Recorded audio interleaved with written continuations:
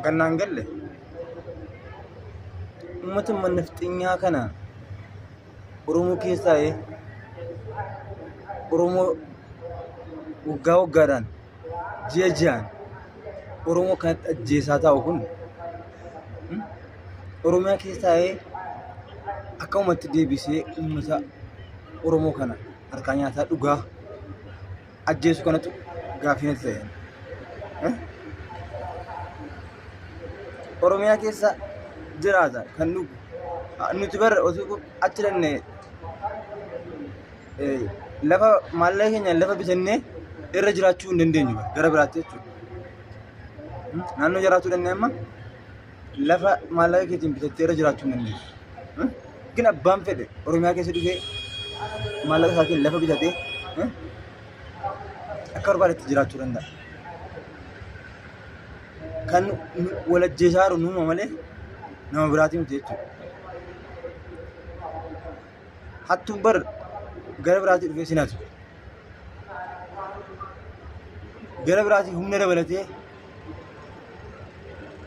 kan naannoo sana beeku wal bareeti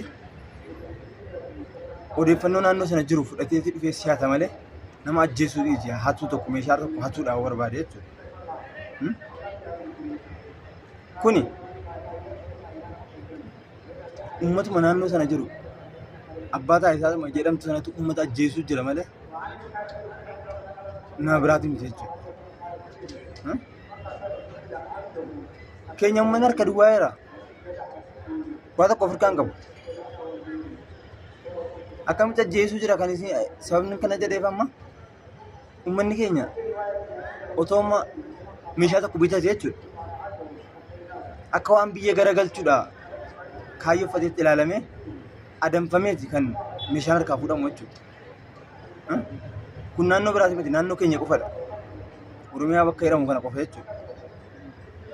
Uummanni harka duwwaa jira akkama godhu ishee.